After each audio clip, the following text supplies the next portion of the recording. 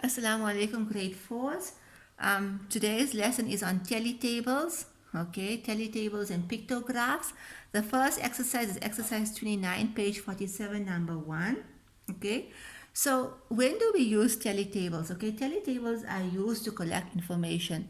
So if in a class, if I was trying to see how many people woke up 7 o'clock, how many people woke up half past 7, and how many people woke up 8 o'clock, by the time I count each one's hand, I'd forget how many learners woke up 7 o'clock. So when I'm asking you this question, I would draw a line for every learner that said 7 o'clock. Okay, let me draw a table here. So those that woke up 7 o'clock, those that woke up 7:30, and those that woke up 8 o'clock. So when I'm doing something like this here, as I'm asking the question, I would draw a line for each person that told me that they woke up 7 o'clock, 7:30. 2 people told me they woke up 8 o'clock, or 3 people told me they woke up 8 o'clock. Another 3 told me that, you know what, they woke up 7 o'clock. Another 2 people told me that they woke up 7:30. Then another person told me, okay, they woke up 7 o'clock. So I put a line across, right, to show that that is 5. Because what would happen if I had to keep on putting lines like this here, okay? Every time we'll have to go back to the start to see how many learners we've counted thus far. So in maths, when I'm counting too many people, after 4 people, I put a line across to show that that is 5 people. Okay? If I count another 5 people, then 1, 2, 3, 4, 5. So 5 plus 5, that means there's 10 people here. Okay? Let's put another number here by another person by 7:30. So if I look at this telletable, right, and a telletable always has a heading, so we'll call it bedtimes of grade 4, right? And the minute I look at this information, straight away I will be able to say, okay, you know what, in the grade 4 class, 10 people wake up 7 o'clock, 4 people wake up 7:30, 3 people wake up at 8 o'clock. Okay?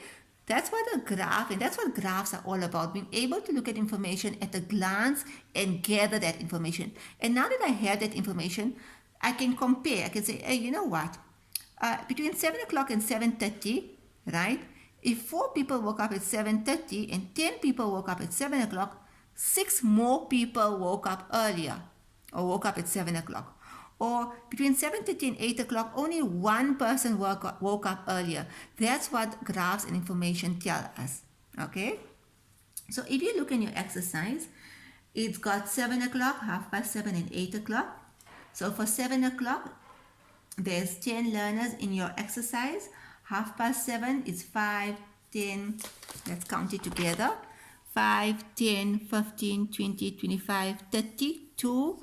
For 8 o'clock, 5, 10, 15, 18. If you look at the question, it says how many of the learners are in bed by 7 o'clock? So you go and count at 7 o'clock. How many of the learners are in bed in half past 7? You're going to count at half past 7. How many of the learners are in bed by 8 o'clock? You're going to go and count at 8 o'clock. How many more learners are in bed at half past 7 than after half past 7? So here's half past 7. After half past 7 is 8 o'clock. So what are they asking us? They want to know what is the difference between half past 7 and 8 o'clock. How many more learners, right, went to bed at half past 7? And then they said how many learners were asked altogether. So obviously if you counted for 7 o'clock, half past 7, and 8 o'clock, the word altogether tells me add all of those numbers. Right. So you're going to complete only number 1 in your workbook. Then we are going to go on to pictographs. So I'm just going to erase this here. Right? So let's ask ourselves, when will we use a pictograph? Right. A pictograph is a graph that we will use to explain something to little children because they understand pictures.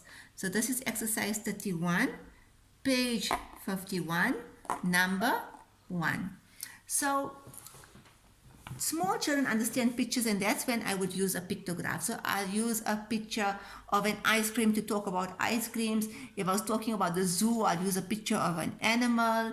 Okay, and sometimes I can't draw, say if it's a monkey, I can't draw a monkey, so I will use dots. So if you look at this exercise in your textbook, it says one day Sandila and her class visited the game reserve and on one day saw many animals near the river. Sandila drew a pictograph to show what they saw. Now, straight away, before I analyze this graph and look for information and answer the questions, always look at the key. So this key tells me that one dot stands for one animal. So sometimes this one dot can stand for two animals. In that case, every dot represents two animals. But in this case, it's telling us one. So if I go to Springbok, then 1, 2, 3, 4, 5, 6, 7, 8, 9, 10, 11, 12, 13, 14. Right? So Sandile saw 14 Springbok. The same for zebra, buffalo, hippo, elephant, and crocodile. I will count each of those dots and it represents one and it tells me how many I saw. Okay? It says which animals did they see the most at the river? They saw the same number of two different animals. So when we look at the dots, which two dots are equal? So we can see that buffalo, if I put hand by buffalo and I put my hand by elephant, these two are equal. Which animals did they see the least? So we'll go through all the dots and there's the least dots by crocodile.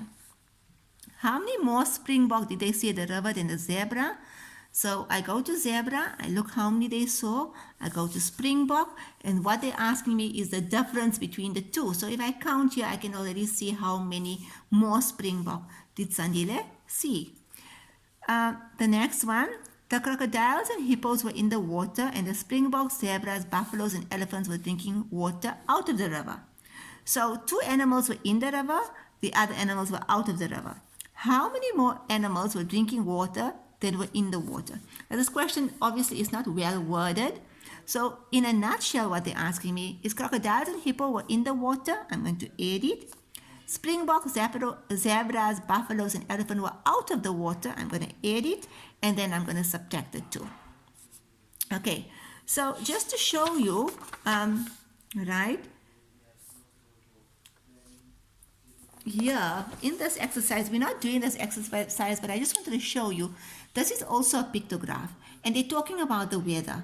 But can you see they've got pictures for sunny days, rainy days, cloudy days, partly cloudy days.